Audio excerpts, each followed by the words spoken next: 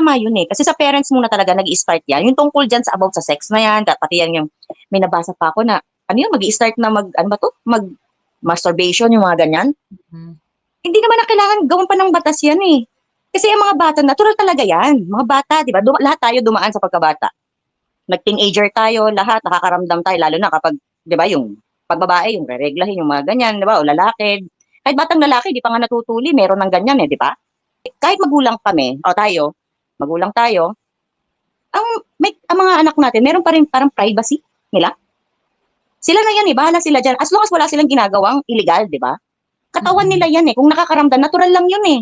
Kasi ano yan, tao tayo eh, di ba? Ano ba yung mga bata? Di ba tao mga bata? Ngayon, eto, kasi na-experience ko yan sa mga anak ko. Panganay kong babae nagsusumbong dahil nahuhuli niya minsan, kung ano man ginagawa, di ba? Pero hindi naman yung ganun pa. Kumbaga, di ba, bata, nag-i-start sa mga, kung ano, kuskus kung saan diyang higaan o unan, di ba? Okay lang yun. Kasi, huwag mo kasi pero na nagtumuto na ng first year high school, ganyan, both na kinausap ko na. Anak ng babae, kinausap ko rin, yung panganay ko. Kung makita mo, huli mo kapatid mo, ganyan, na hindi naman sinasadya, ayon man din ipapakita, ikaw lang, kung mahilig kang pumasok sa kwarto ng may kwarto, huwag mo pansinin. Natural lang yun. Then yung anak kong lalaki, syempre, bubukod na kausap, di ba? Hindi pwedeng sabay mo kakausapin dahil iba ang gender nila eh, di ba?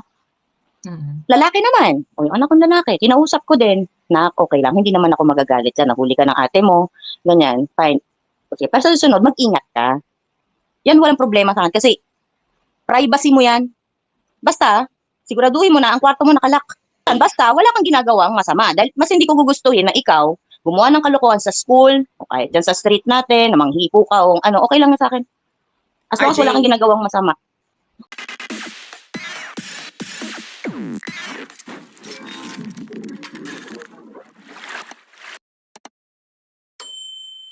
Hello, Tita Cecilia, nandiyan ka pa po? Opo, hindi, kaya nga katulad dito magbibigay ako ng sample. Kasi kung yung binanggit mo na yung pinapanood mo sa amin, yung parang may execution, di ba? Yung paano nila ituturo yun? Yung paano nila visually ba? Di ba?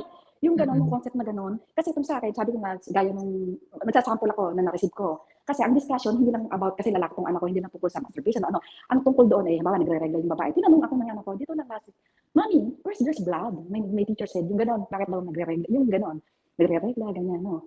Eh di, super hanap ko agad yung summary ng teacher, di ba? Kasi kung ako mag-explain, so very literal, yung very, gano'n, di ba? So, yun, binasa ko sa kanya kung ano yung sinabi ng teacher. Tapos, medyo nilighten up ko lang sa kanya na, ano rin para din sa lalaki, para sa babae, may mga nangyayaring gano'n, na pagbabago, katulad mo, sa'yo din. Kaya lang, dahil babae siya, iba yung sa kanya, iba yung sa'yo. Pero, yung pagtanda nyo, pare-pareho lang yung pagbabago nyo in the different way. Kasi siya nanganganak siya, ikaw hindi ka nanganganak. Ikaw din matututo. Ikaw din magkaka-idea na paano mo i-expound, i-express. Naisip ko, parang hindi ko na narinig ito sa magulang ko. Basta pag sinabi ko, Nay, nagiinom yung mga kaklase ko, kumuha agad ng bote, so nalakot sa bibig ko, di ba? Yung iba yung pag-address ng mga Pilipino, very, aminin natin, brutal ang mga magulang natin nung araw, di ba? O kahit kapatid natin lalaki, manigarilyo, ibig na sabihin na, huwag kang manigarilyo kasi ako hindi ko naninigarilyo. Yung pagkasabihan. Ang tatay ko, binaliktad yung sigarilyo, sinubo, isang kaha, sinubo, sabi ko na nasuko pa yung kapatid ko. Yung disiplina, puro walang kasamang paliwanag. Basta ang alam ko lang hindi na ako maninigarilyo dahil sinubuan ako ng isang kahang sigarilyo ng tatay ko nung ako'y unang nanigarilyo at yun yung na-trauma ko, yung ayoko naman niya, yun, gano'n.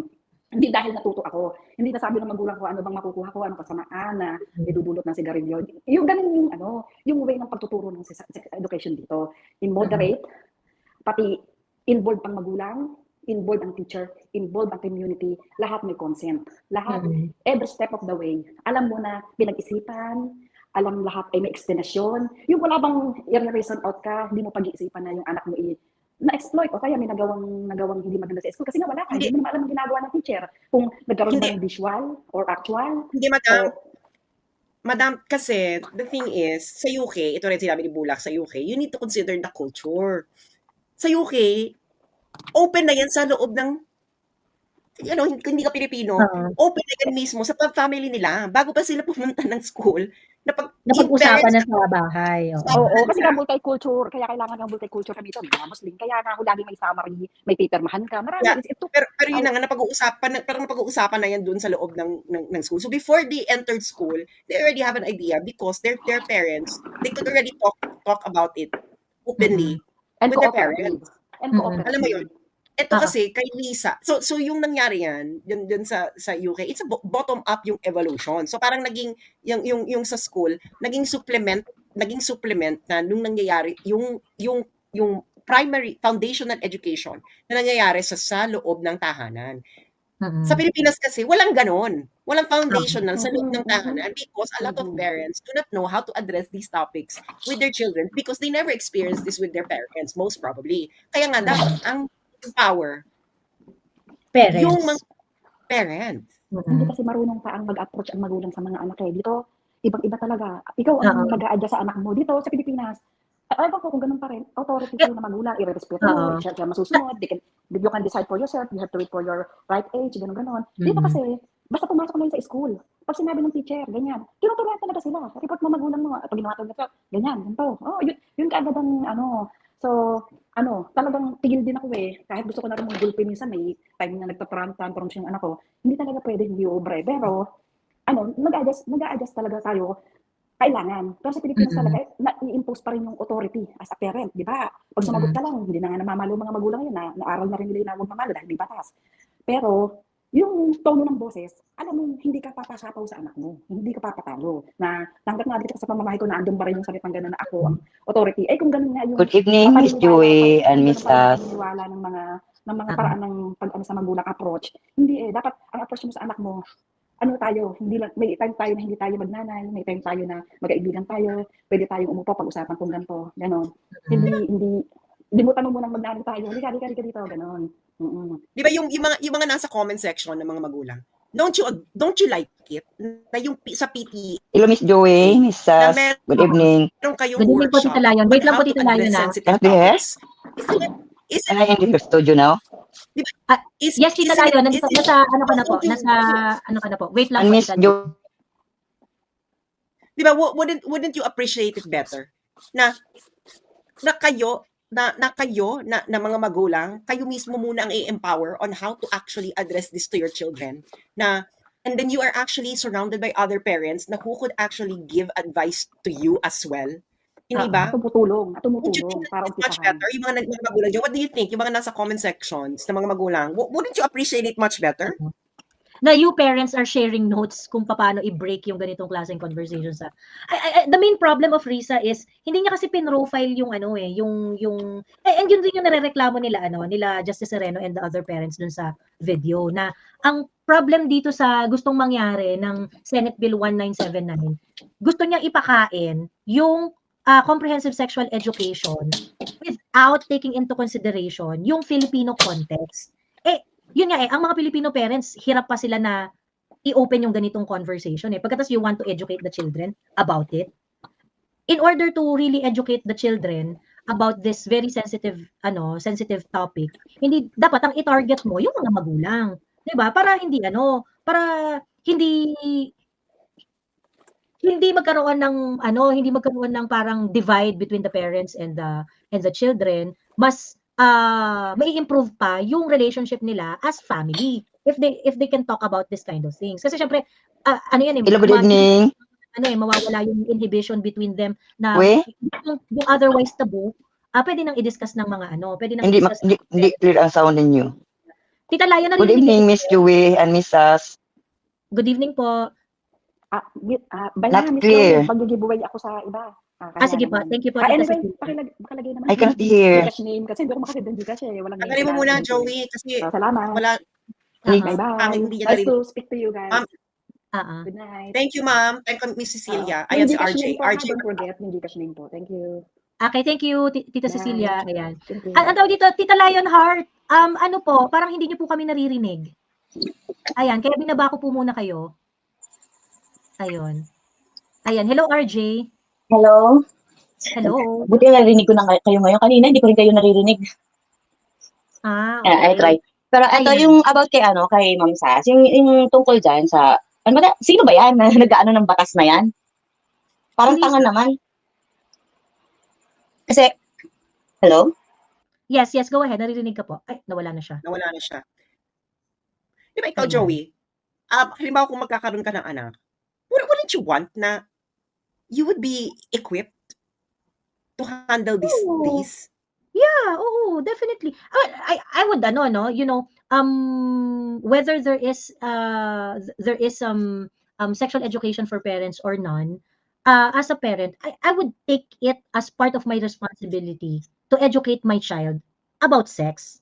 Kasi sa totoo lang, ayoko na matutunan nung anak ko yung sex, like for example, get information sa mga porn, ganyan. Kasi hindi naman yun realistic representation ng tsuktsakan eh, di ba? Anak, hindi yan ano, hindi it's not supposed to be like that, ganyan. Ganon. May mga taong kinky, oo, pero at the same time, this is not how you want to do it with people you love or ano, 'di ba? Kung gusto nyo, I mean, it can be part of the conversation later on, pero I mean, ibig ko sabihin, parang kung gusto nyo maging kinky or whatsoever, you become kinky together kung sino yung partner mo. Ganyan. Eh kasi syempre, 'di ba, ako especially kung meron akong anak, isa sa mga ikakatakot ko is yung mapulot ng anak ko yung mga bagay-bagay about sex na ano no na yung very ano ba parang that my children would look at it as something na you can just do with anyone ng ano ganon na pag type mo or makate sige go na ganon. Ito naman si Lynn, bakit sa school mag-uumpisa? Si Lynn, dapat pag-umpisahan sa school. Hindi nga dapat pag-umpisahan sa school yan. Nag-isa yan sa tahanan. Yang ganyang conversation. Hello, good evening. Okay na ba?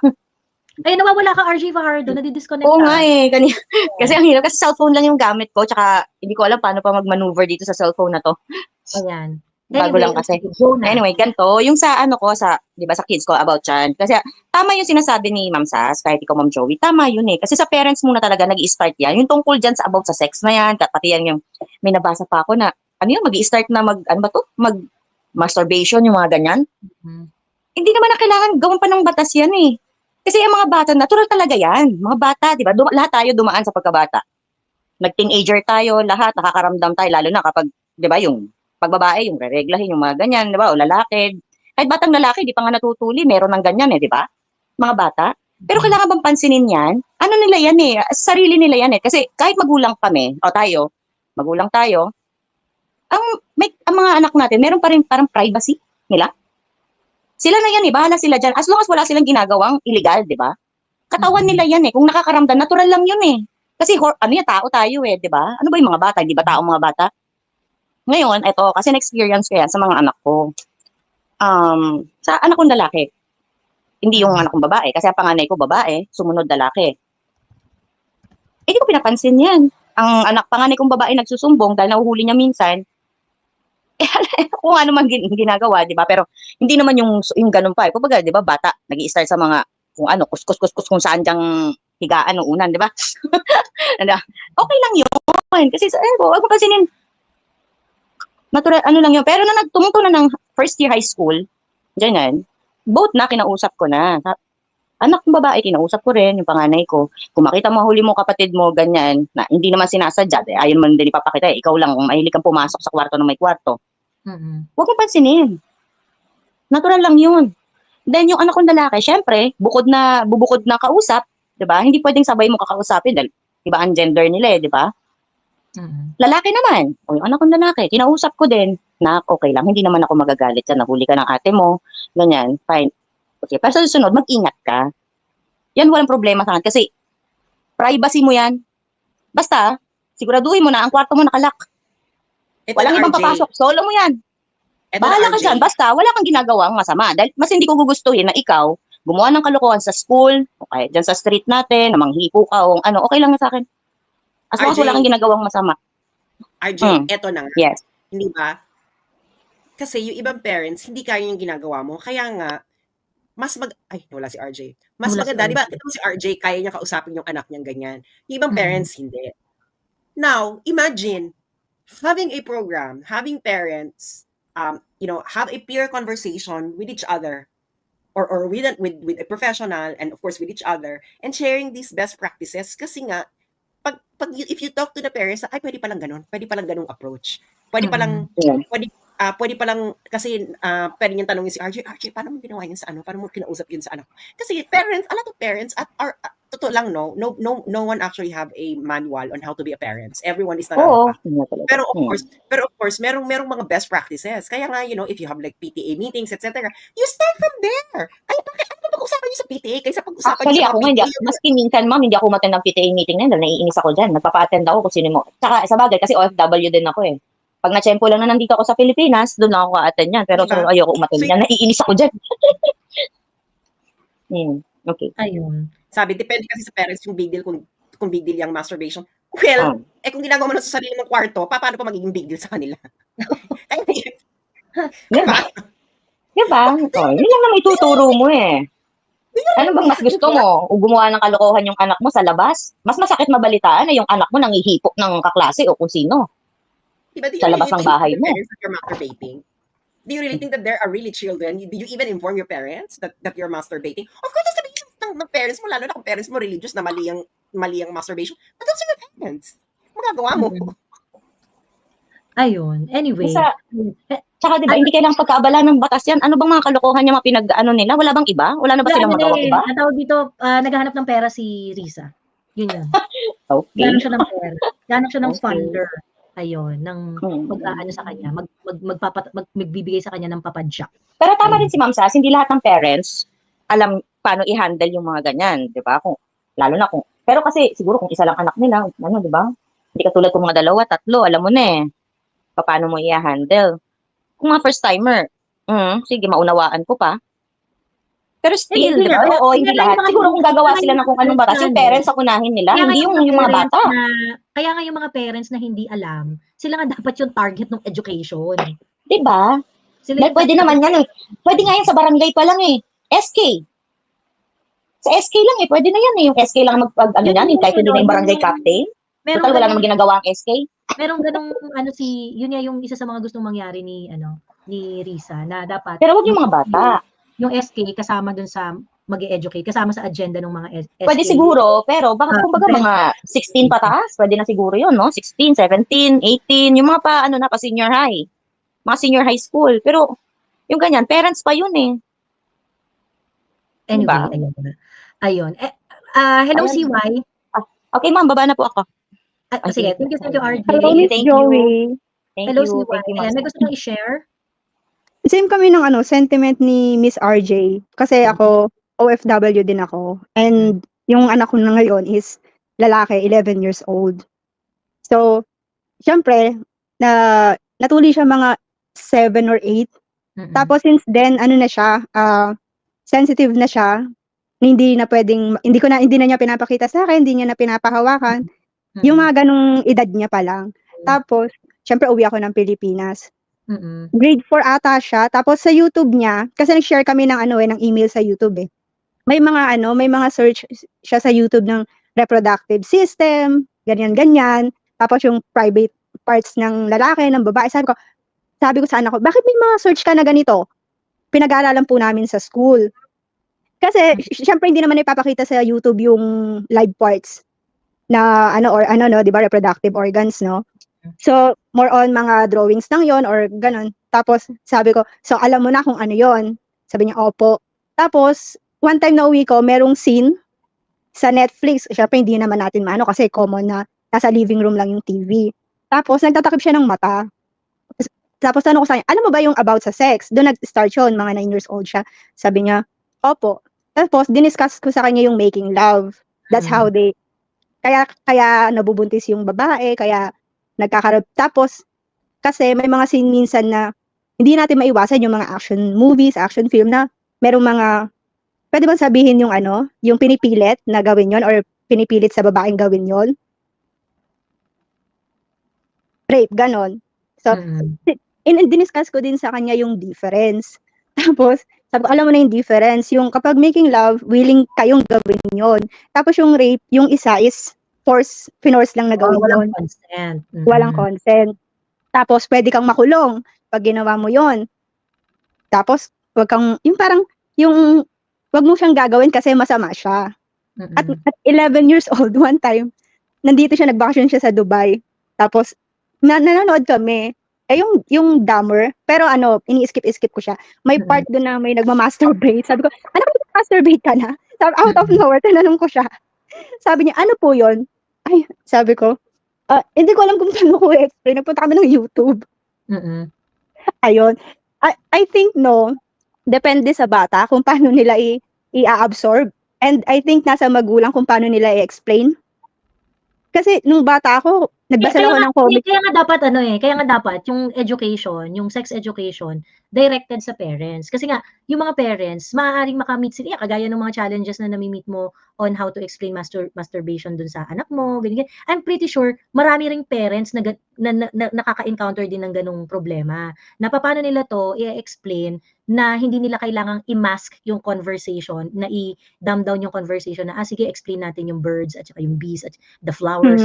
Kasi hindi nga advisable yung ganun na hindi nga advisable yung ganung klaseng discussion especially when you talk about sex. Hindi advisable yung ganung klaseng pagdi-discuss sa mga bata. So, since Risa is at it at gusto niya ng comprehensive na sexuality education, sex education sa mga bata, then why don't we empower the parents on how to do it right? 'Di ba? Na hindi sila mangingimi, hindi sila magkakaroon ng inhibition when they open this kind of conversation. And maybe yung yun yung mas helpful na pag-integrate ng usapang sex sa mga bata. Ganon. And then, maybe to complement, kapag kunwari, since na pag-uusapan na sa bahay yung sex, then at a proper age, then maybe it can be part of the curriculum for a more matandang mga estudyante na when they're going to talk about it at school, hindi na sila yung super tabula rasa na walang kaalam-alam. Hindi nga kasi Miss Joey kahit sa mga high school student 13, 14 nabubuntis sila kahit may sex education na curriculum na subject nabubuntis pa rin sila kahit gawan niya ng batas kung hindi naman yan may implement ng tama or hindi isusundin, para saan yung batas na ginawa mo? Diba? So hindi mo na pwedeng i-impose sa lahat ng household, lalo na kung yung parents nasa ibang bansa, yung parents uneducated, yung parents walang pakialam sa mga bata. So paano mo siya may enforce? Hindi yun naman pag hindi nila diniscuss yun sa bahay, pwede mo ba silang ipakulong? Pwede mo ba silang bigyan ng fine pag hindi nila in-enforce yung batas na gusto ni Risa? Hindi naman kasi barangay ba? Asikasuhin nila yan kaysa sa mga akyat bahay, sa mga nagda-drugs? Hindi. So para saan yung batas ni Risa? Para makakuha ng funding. Para yun dun. Ayun. Sabi ni Nene Ayag, sa dami ng problema ng ating bansa, yan talaga ang naisipan ni Risa. Ang mga magulang ang i-educate dahil AOR natin, area of responsibility natin yan over our children. Magulang ang mag-educate sa anak. Bakit ibang tao? Sabi ni Ma'am Nene Ayag. Totoo yan. Tsaka Miss Joey, ilang sunod-sunod na araw, puro rape. Mga bata ba ang gumagawa ng mga rape na yun? Di ba matatanda? Yung mga batang naglalaro na hinila yung isang kapwa bata. Recently, bata ng rape. 8 years old, 10 years old ng rape ng bata. Merong bata ng rape. Bakit rape ng bata? Kasi nga, accessible. Ang dami ang grabe na yung naloloka talaga ako on kung gaano ka-accessible ang social media sa mga bata. Totoo yan, Miss Sas. Kaya nga ako kahit nasa ibang bansa ako, yung access sa Google, syempre 11 na parang sa akin yun yung fear mo as a parent yun yung magiging fear mo. Paano kung side sa pagiging palaaway or baka maengganyo magbisyo, isa din yung fear mo kung paano kung maagang makabuntis or mabuntis. Syempre ikaw nasa ibang bansa ka, nagpapakahirap ka, tas yung anak mo mabubuntis or makakabuntis, kung saan sa gulo mapapapasok. Walang definite plan or batas yung gobyerno kasi hindi lahat ng magulang pare-parehas. Hindi sila open-minded. Well, ayun na nga. Kaya nga dapat sila ang target ng sex education. Kaya nga gano'n, dapat, kasi nandun sa batas ni Risa, hindi kailangan ng parental consent in order for di ba? Without parental consent, hindi mo pwede yun. Adolescent to decide for their own Yun yung declaration ng policy ni Risa. Hindi mo pwede. Minor yun So, kailangan nila nasa batas natin, pag minor ka, kailangan mo ng parental consent. Yun yung actually reason na yung bakit yung international standard comprehensive sexuality education is being frowned upon. Kasi yung thrust nga ng mga curriculum ng mga international kinembular, dinidetach nila yung parents dun sa process ng decision making ng bata. So actually, Also, yun talaga yung red flag na parents should be involved sa mga ganitong bagay. Should be very involved. Lalo na sa Pilipinas, that the parents should be involved. Dahil kahit turuan mo yan, kaya nga dapat nga sa parents talaga nag-uumpisa ng sex education sa Pilipinas. Dahil sinabi ko nga sa inyo, di ba, karamihan ng parents siguro sa Pilipinas, nagkakaroon lang sila ng discussion sa anak nila tungkol sa sex kung nakabuntis na or buntis na. Oo, huli na ang lahat. True. Kasi may mga parents dati, kasi laking lola ko, wala akong parents. So, yung lola ko, parang high school, tulad ng sinabi ni Miss, nung isang, natin, sabi niya, hindi naman dinidiscuss yan yung papaluin ka, bugbugin ka, instead na ipaliwanag nila yung consequence ng ginawa mo or yung effect ng ginawa mo. So, ayoko nang ganun sa anak ko, yung bigla ka na lang papaluin, hindi mo alam kung anong ginawa mo or hindi mo alam kung may mali ka bang ginawa. Kasi yung bata, hindi na mag-open yun sa'yo kapag hindi niya naiintindihan kung bakit po ba yung ginagawa, bakit mo sila pinagagalitan. Pag meron kang open conversation sa anak mo, tapos may trust siya sa'yo na, ay, sinasabi lang yan ng parents ko kasi alam ko naman para sa akin din yun. Which is dati nung bata ako, ay, bakit niya ba ginagawa yun? Bakit niya ba sinasabi yun? Ano bang ginawa ko? Walang ganun. So, siguro yung ibang parents ngayon, ganun yung nakalakihan nila. So, doon na yung cycle ng parenting nila kasi ganun din yung naranasan nila. Ayun nga, kaya nga dapat sila yung target ng education.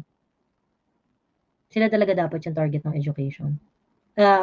Kung paano yun gagawin ni Risa, well, itong ang plano niya ngayon, gusto niya integrated lahat ng mga government agencies ay magsama-sama in order to educate the children on sex.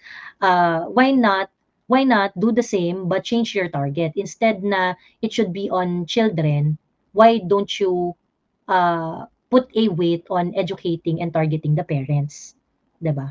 Ayun.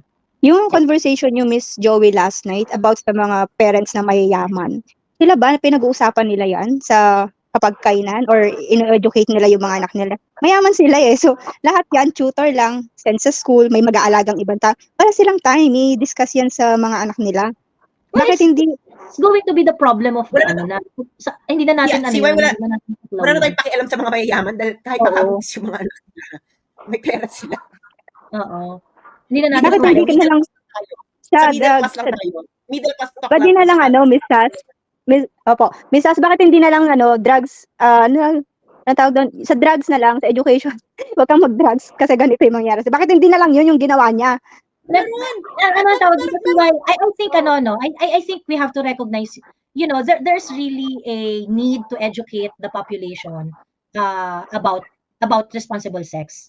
I think wala namang problema doon. Tama naman na dapat na magkaroon ng education about sex, about making the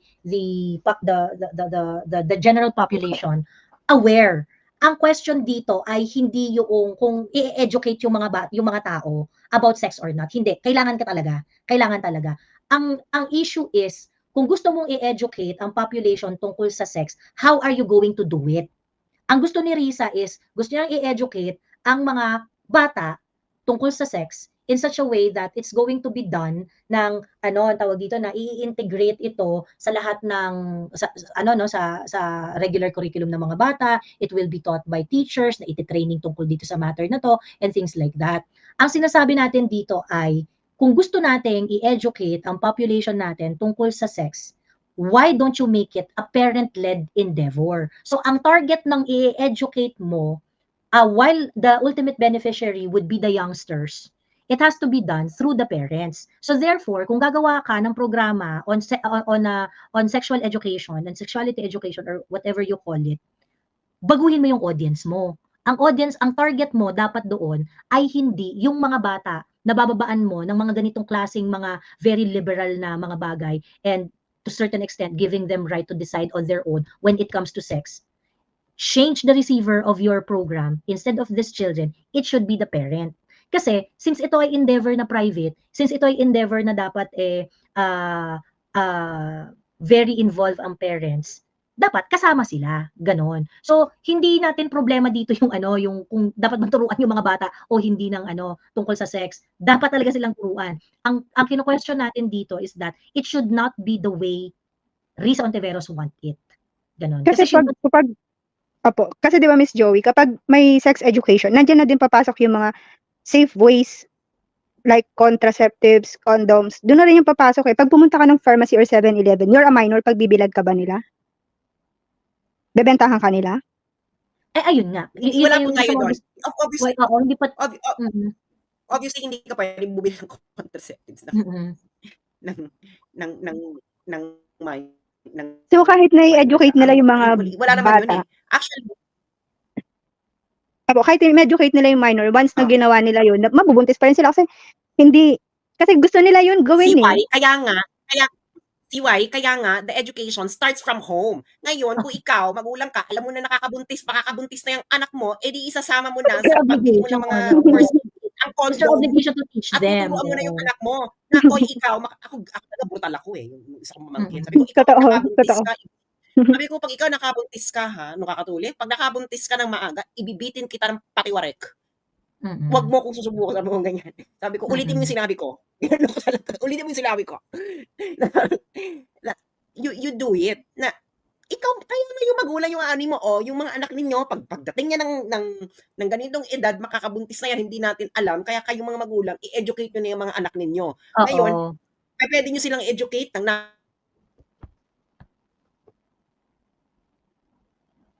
Ayan, humihinto si Sas. that your children, you have to be your children for any eventuality. Yeah. Ganito ang of course sasabihin mo, as possible, abstain, bahala ka na kung paano i-guilt. Pero bahala na kayo dyan. It depends on your religion or personal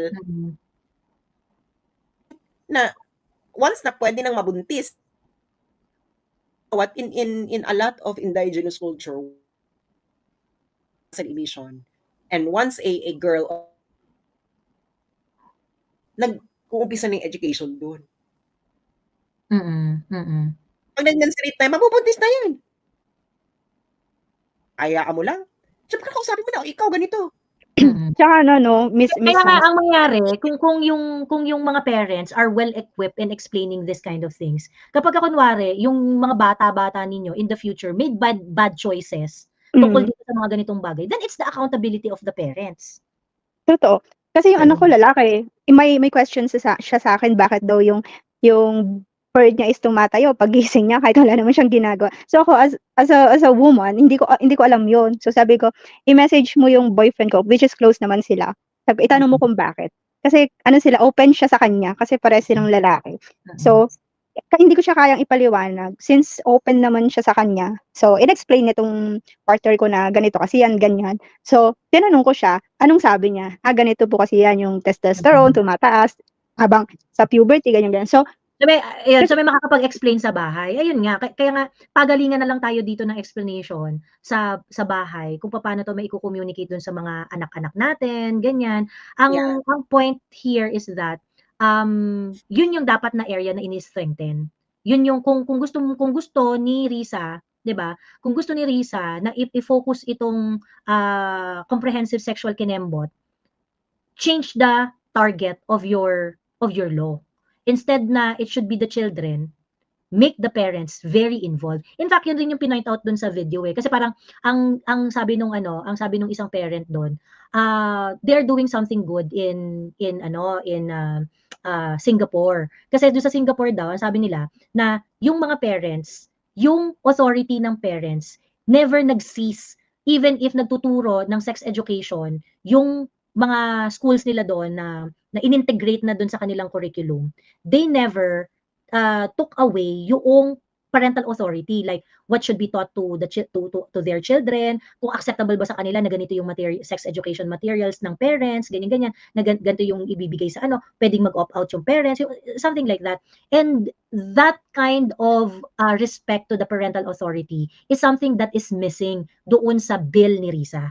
Yun yung problem. And yun din yung kinukall out ng mga parents.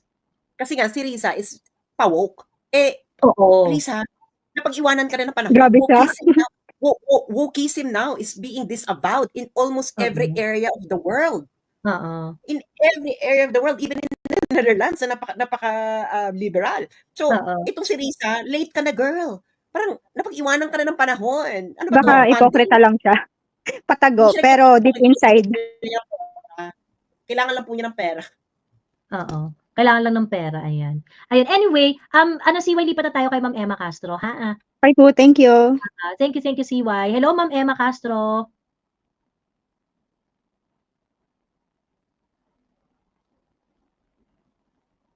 Hello. Ayan, hello, Miss Emma. Narinig niyo na ako? Ayan, Narinig niyo na ako? naririnig ka pa pero muffled yung audio mo. Lapit ka po sa microphone. Okay, ayan. Dinig niyo na po ako. Nadidinig. Hello? Sige, go. Try natin. Opo. Okay. Tama yung mga point of view ninyo, no? As a parent and as a biology teacher, I am a retired teacher. Sex education must start sa bahay. Identifying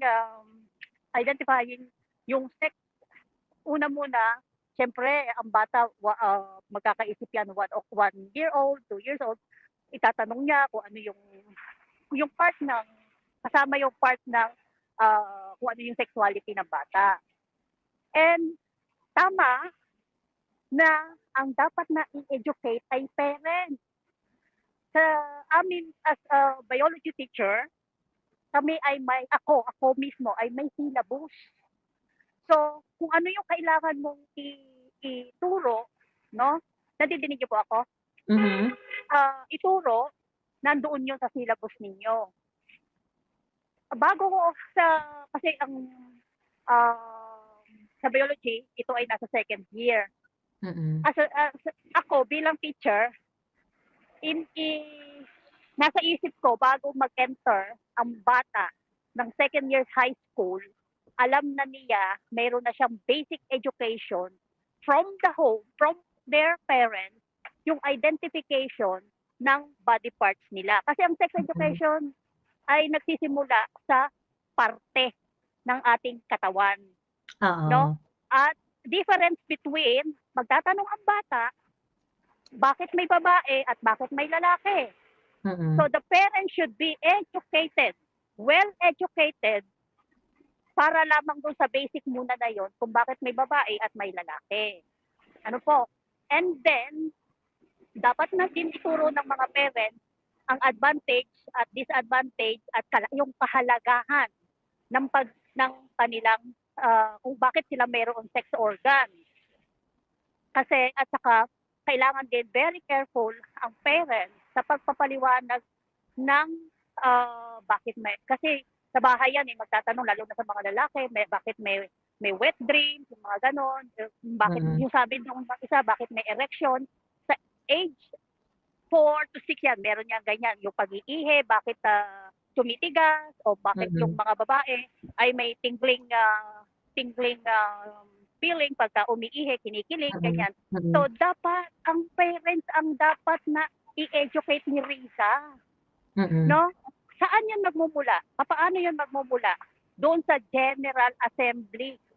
Sa General Assembly ng parents at teachers, dapat kasama yon doon sa itatakel. At saka, hihingi ang teacher o ang principal o kung sino man authority sa na kung from grade 1 up to high school halimbawa, kung ipipresent sa parents, ganito po ang syllabus, ganito po ang mangyayari, lalo na babae at lalaki, ganyan. Ganito po, ilalatag po yan. Dapat ilatag yan.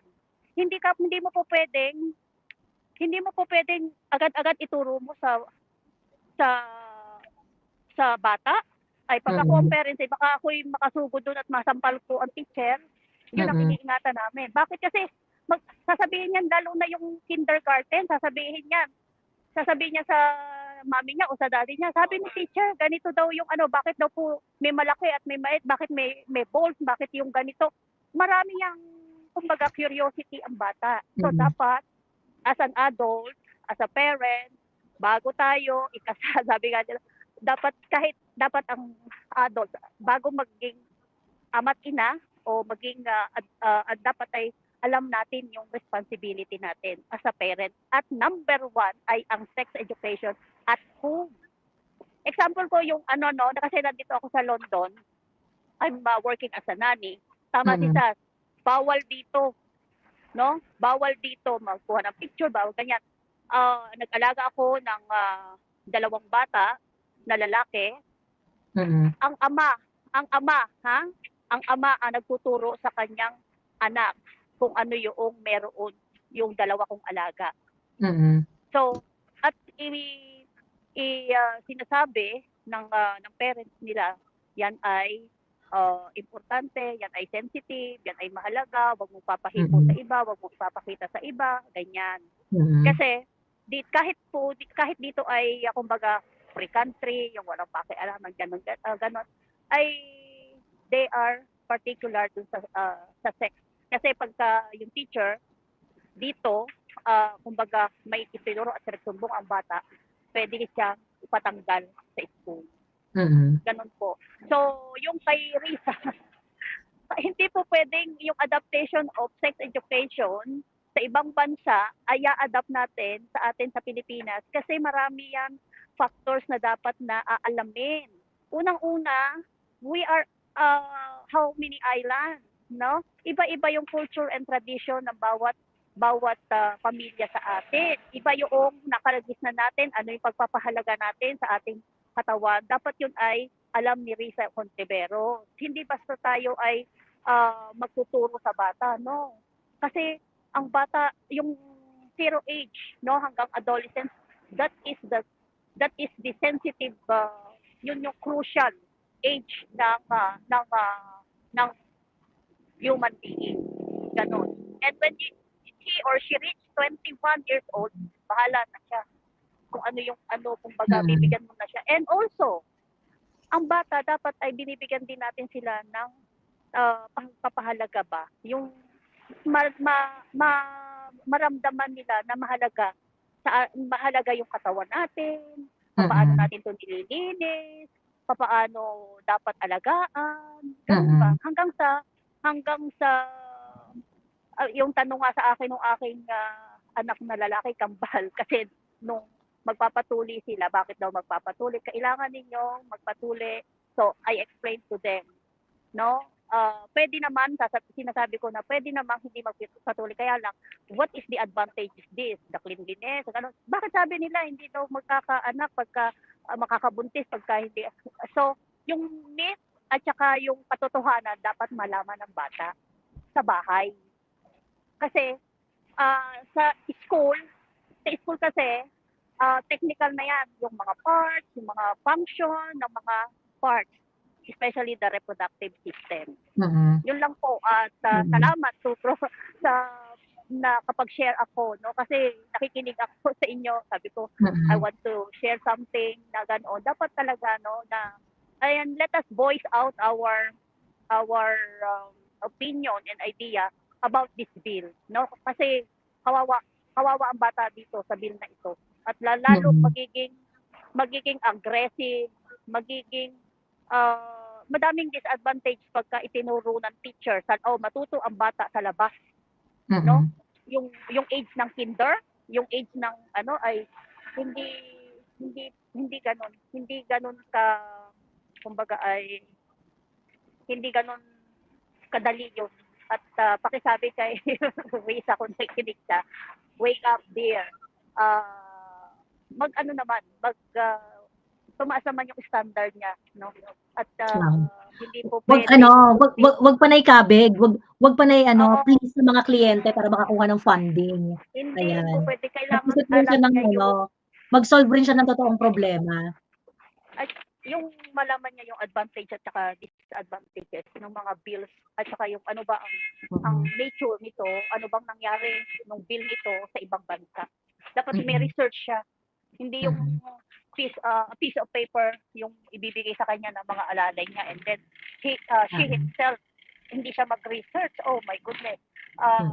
This is the worst bill, no, na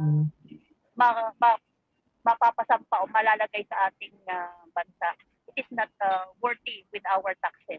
It is not worthy with our taxes talaga. Oo. Well, And yung hopefully, ganitong klaseng yung ganito kasing klaseng programa, I'm pretty sure malaki ang gastos ng gobyerno para dito eh. Instead of ay oo, yes, instead of Joey, kasi mm, maraming materials yan in teaching. You need a book, you need example, you need a trainer, you need kung halimbawa mag ano sila ng contraceptive. Oh, kailangan ay bibili ang Pilipinas, saan kukuha, mga ganyan, yung pills, yung mga ganyan. oo. Eh syempre, ang cut nito ni Rita sa Parma na lamang, maraming ano yan, kumbaga sa octopus, maraming sakop yung kanyang magiging pera dyan. Talagang ito ay for funding purposes, but not useful in our country. No, hindi din. Kawawa ang mga bata natin.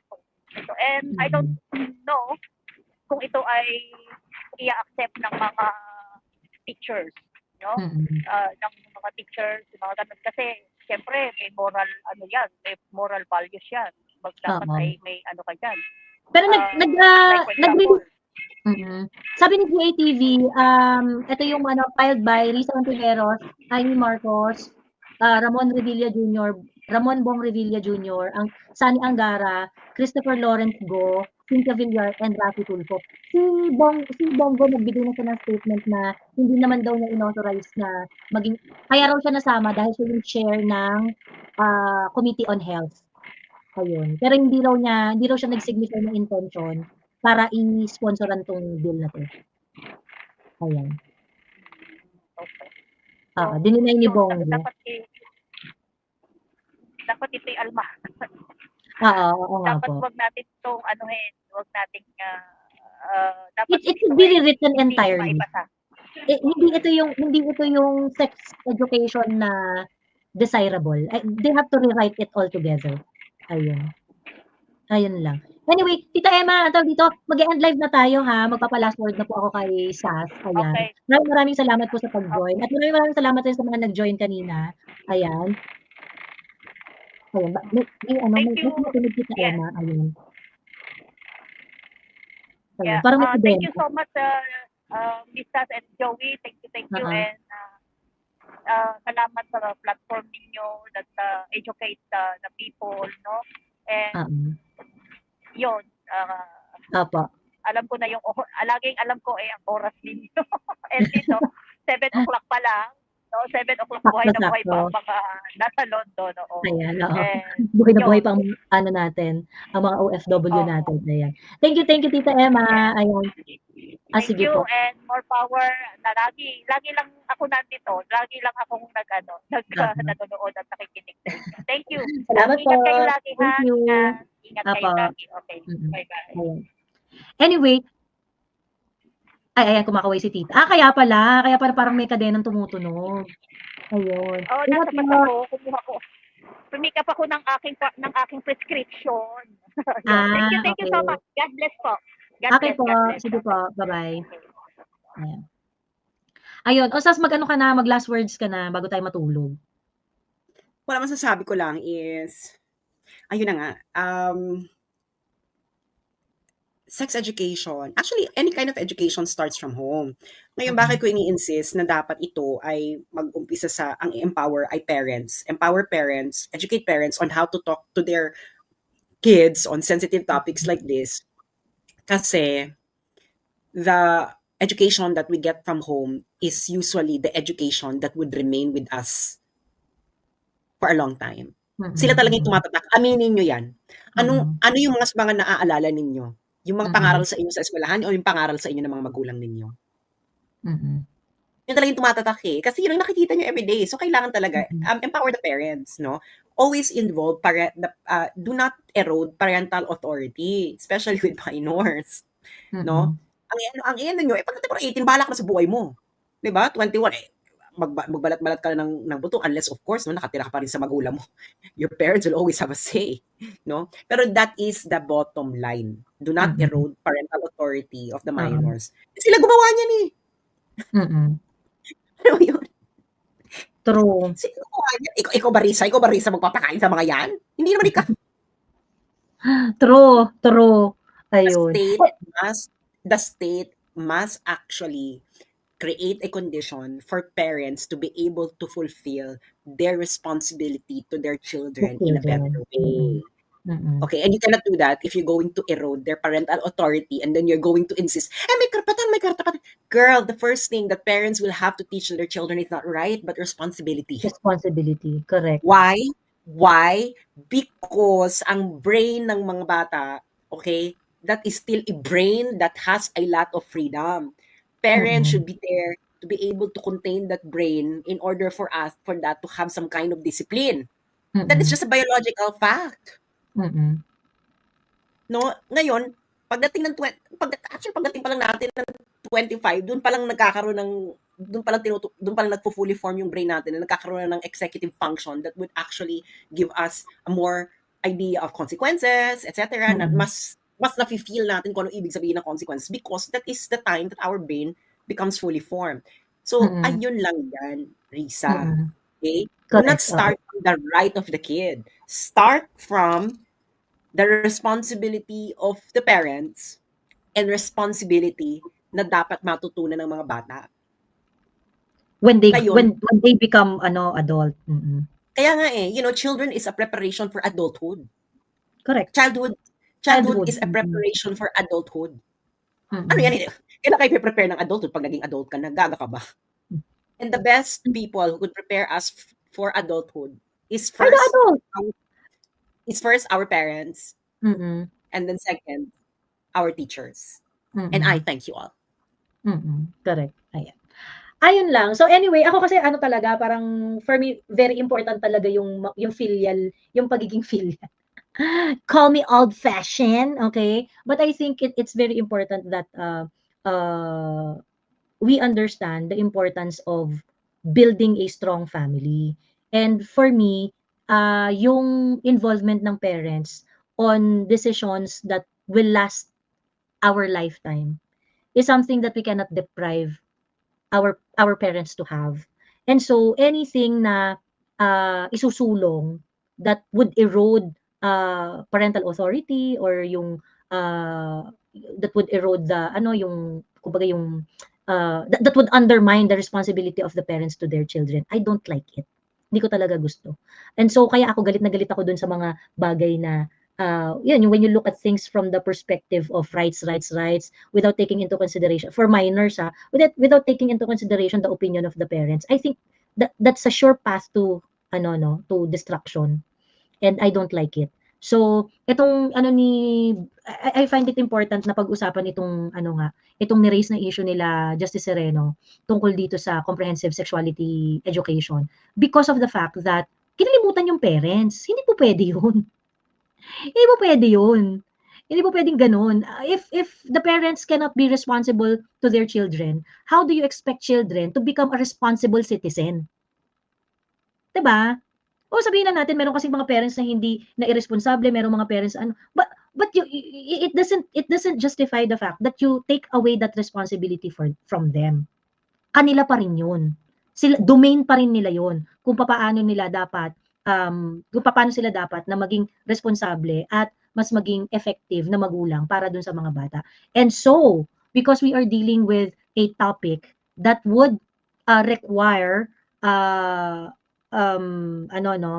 serious responsibility and accountability from the parents, then we should help the parents instead of focusing on children, giving them all the information that you want them to have, but undermining the participation of the parents. Ayaw ko niyan. Hindi ko gusto yan. Ayun. So yun lamang po, at maraming salamat sa mga nakipagpuyat ngayong gabi, at I hope you can share this conversation with the people you know, sa mga batang kakilala ninyo, sa mga ano-ano ninyo, para maintindihan nila so that they would have another point of view on how to approach this kind of problem. Ayan. Okay, ayan na. Sige, matulog na tayo. Maraming salamat. Maraming salamat sa mga